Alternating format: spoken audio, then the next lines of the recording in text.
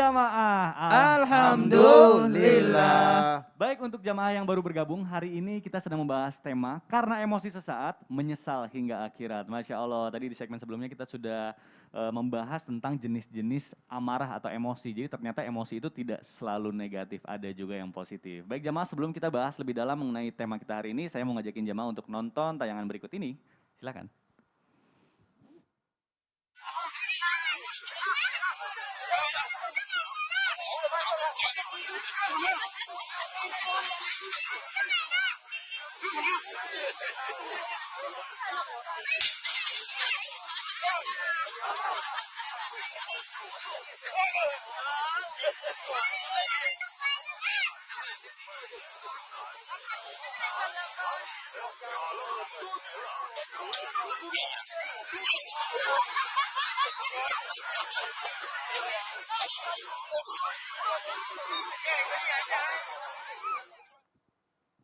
Waduh, Masya Allah. Tadi kita lihat tayangannya lucu, menggemaskan ya. Anak kecilnya lucu banget, pipinya Itu gendut banget. anaknya Mikdad. Waduh, Masya Allah, Bukan mudah-mudahan. Bukan, tapi itu memang Tapi kayaknya usianya sama usianya deh. sama, makanya Sama. saya aduh nggak kuat, lucu banget. Jadi memang naluri anak kecil ya, meskipun dia masih bayi, tapi dia tadi terlihat membela ibunya. Dia melawan begitu banyak orang gitu, lucu banget.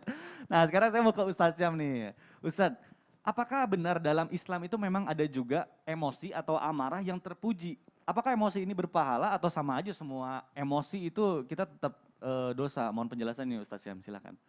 Baik, tabi guruku Ustaz Maulana Habib Utsman, Mas Mikdad serta guru-guru kami dimuliakan Allah Subhanahu wa taala. Ba'da naqul a'udzu billahi minasyaitonir rajim. Wa ma ubarri'u nafsi innan nafsa la'ammaratun bis-su'i illa ma rahima rabbi. Sungguh amarah itu adalah mengarah kepada bisu, mengarah kepada keburukan, mengarah kepada sesuatu yang keji, mengarah kepada sesuatu yang berdampak buruk kepada diri sendiri. Illa marahimah rabbi, kecuali emosi yang beserta dengan kasih sayang Allah Subhanahu wa taala, yang dirahmati oleh Allah Subhanahu wa taala. Salah satunya adalah emosi atau marah ketika keluarga kita atau harta kita diganggu oleh orang asing.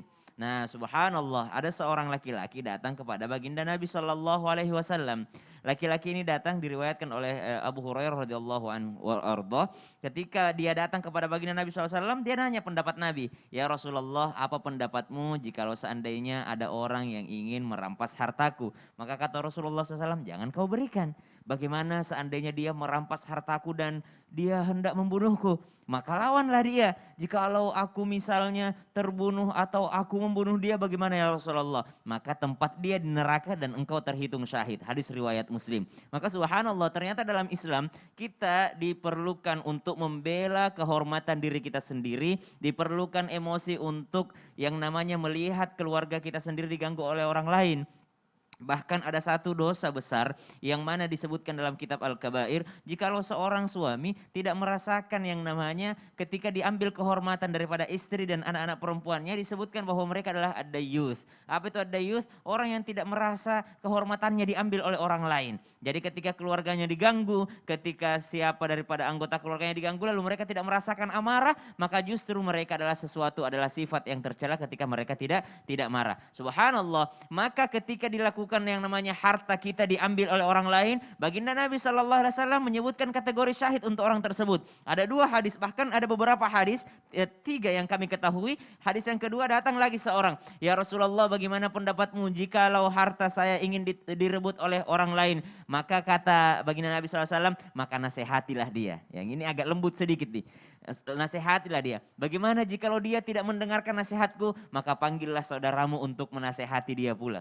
Bagaimana jikalau dia tetap ingin merampasnya? Maka panggillah aparat untuk menahan dia dan untuk melindungimu. Bagaimana jikalau terjadi suatu keburukan yang tidak kita inginkan ya Rasulullah, seperti saling bunuh-membunuh? Maka baginda Nabi SAW mengatakan, maka engkau terhitung syahid ketika engkau meninggal dunia. Imam An-Nawawi menyebutkan bahwasanya Syahid itu tergolong. Ada syahid yang namanya ketika berperang melawan kafir harbi. Ada kafir dhimmi, ada kafir harbi. Kalau kafir dhimmi itu adalah yang tidak beragama Islam namun tidak mengganggu kita, dilindungi oleh negara, maka ini haram hukumnya untuk kita gangguin juga. Tapi ada kafir harbi yang memang dalam keadaan berperang gitu. Dalam keadaan berperang maka engkau syahid, maka engkau mati syahid. Ada juga yang syahidnya dalam kategori pahalanya di dunia. Ya, ada juga yang syahidnya dalam kategori amarahnya, emosinya karena membela kehormatan keluarganya, membela kehormatan harta bendanya. Tapi ingat, yang tahu bahwa itu adalah hak Anda adalah Allah Subhanahu wa taala. Karena hati-hati, banyak juga yang ternyata itu bukan hak dia tapi dia Betul. bela-belain. Dia bela-belain mati-matian, ini hak saya padahal. Misalnya bersaudara nih, berebut Nah. warisan, dia menang pengadilan doang padahal Allah tahu itu bukan hak dia.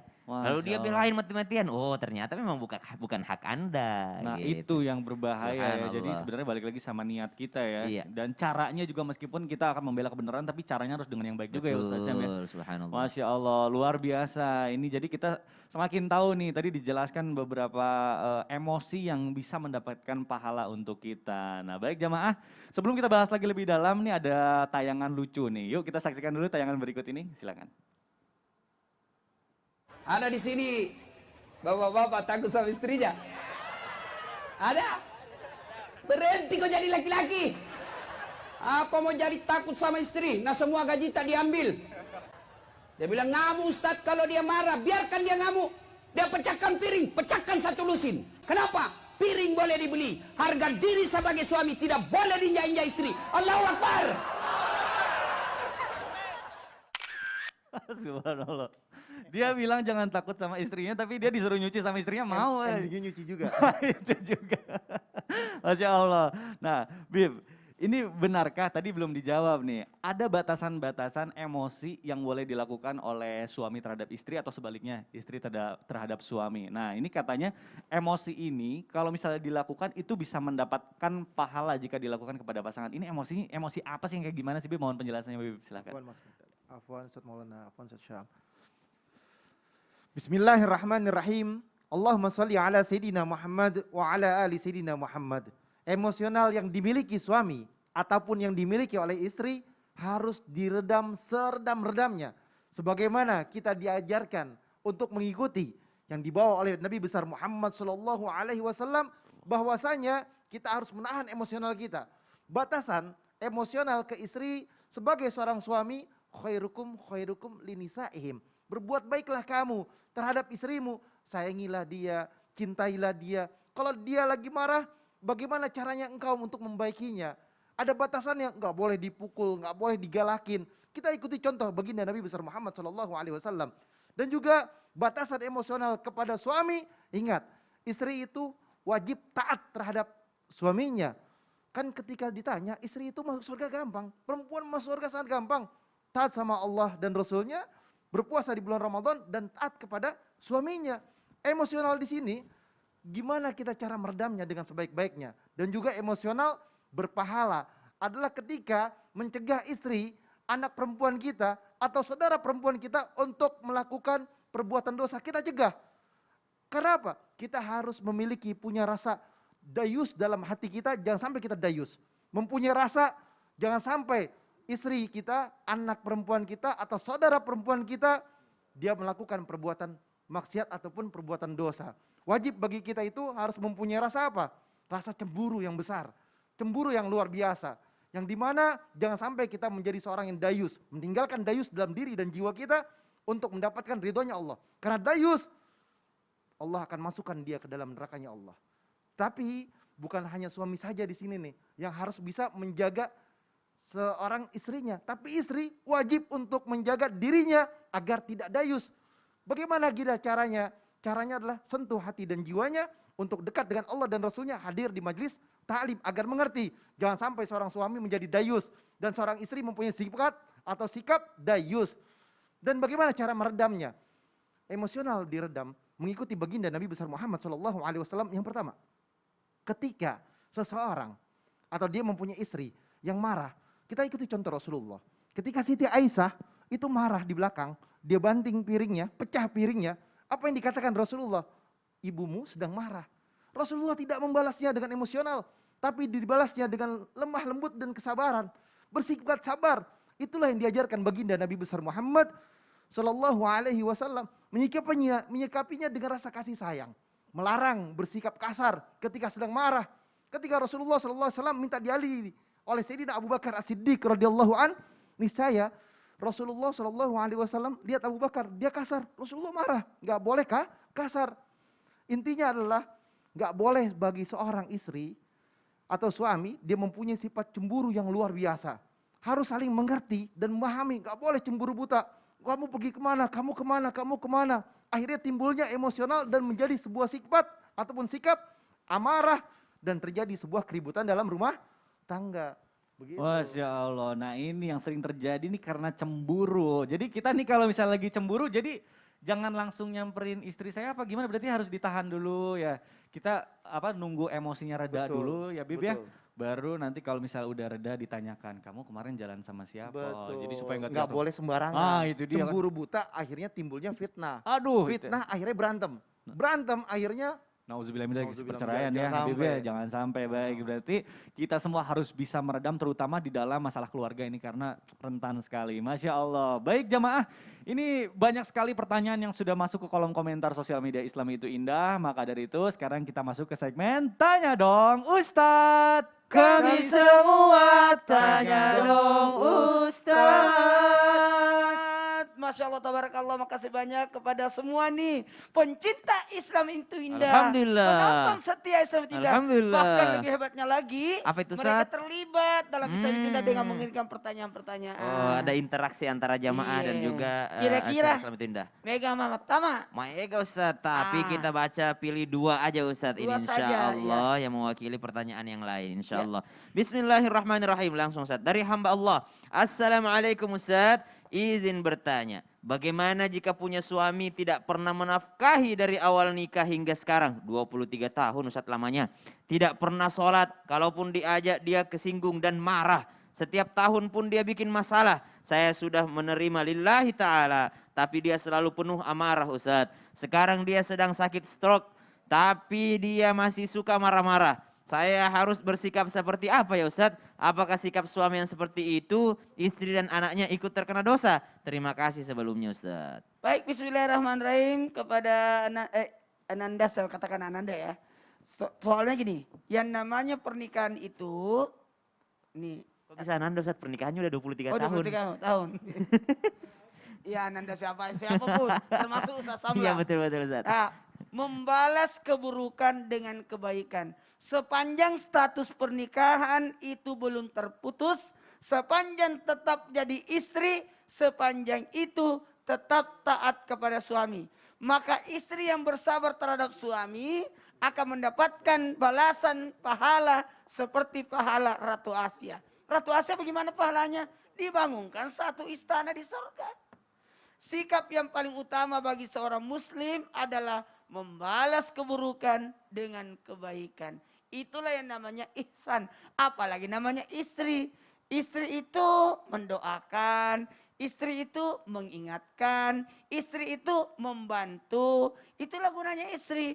Makanya kalau berbicara tentang yang namanya istri solehah itu akan dipersilakan masuk surga di pintu mana dia suka.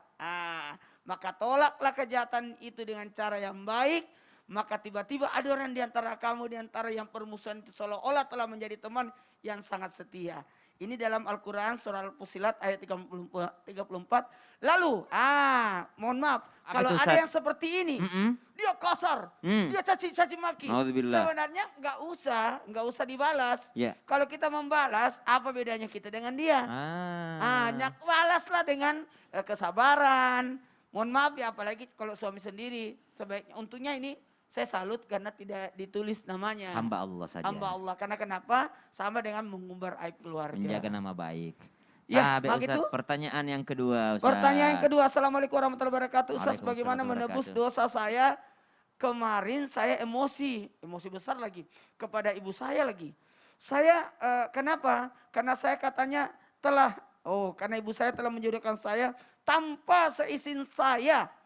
Saya akui, saya khilaf, langsung emosi, marahin ibu saya.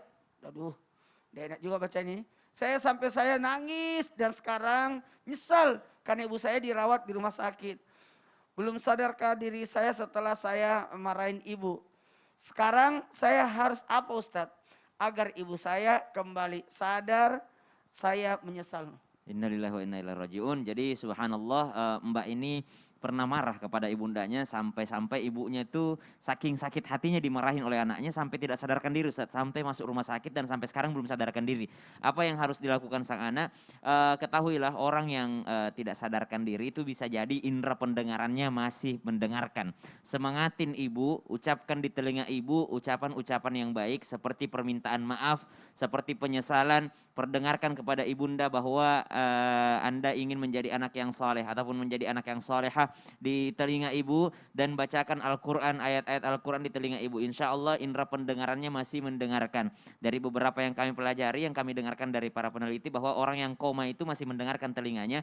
Maka subhanallah minta maaf dengan setulus-tulusnya setelah minta maaf kepada ibunda, lalu minta maaf kepada Allah Subhanahu wa taala karena telah menjadi bagian daripada kedurhakaan seorang anak terhadap orang tuanya. Teman-teman sekalian, betapapun emosinya kita, betapapun marahnya kita tetap tidak boleh bernada lebih tinggi daripada orang tua kita. Betapapun marahnya kita, betapapun buruknya kelakuan orang tua kita, jangan pernah kita bernada lebih tinggi daripada mereka. Karena ketika kita melawan mereka bukan berarti kita melawan orang tua kita, tapi kita sedang melawan Allah Subhanahu wa taala. Kenapa? Karena Allah yang meminta kita untuk menjadi anak yang soleh untuk orang-orang tua kita. Bukan kita melawan mereka. Kalau melawan orang tua kita, kita sanggup sebagai anak. Kita lebih kuat dari mereka, kita lebih berpendidikan daripada mereka, tapi ketika kita melawannya, berarti kita sedang melawan Allah Subhanahu wa taala. Minta maaflah di telinganya. Mudah-mudahan beliau mendengarkan dan Allah juga mendengarkan permintaan maaf kita, pertaubatan kita insya Allah. Doakan terus. Amin ya rabbal alamin. Tapi guruku masih ada pertanyaan. Agak sih.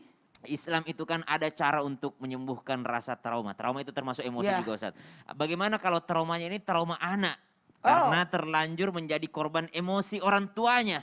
Nah, buat semua orang tua dimanapun berada, jangan pernah marahin anak, jangan pernah pukul anak. Memarahi anak sama dengan merusak otaknya. Syarat-syarat otaknya itu Subhanallah. kata Dr. Aisyah Dahlan. Dokter Aisyah, kangen Nah. juga sama Bunda Aisyah. Bunda Aisyah. Iya. Dan, nah buat semua anak-anak yang pernah ya dapat trauma dan sebagainya, nih insya Allah sesaat lagi saya akan sampaikan ada tips supaya menghilangkan trauma. Mau tahu? Masya Allah. Mau Ustaz? Mau tahu? Mau. Jangan kemana-mana, jangan pindah-pindah channel, tetap stay di Islam itu indah. Jamaah, oh jamaah. Alhamdulillah. Pokoknya enggak banyak, 3 Ji.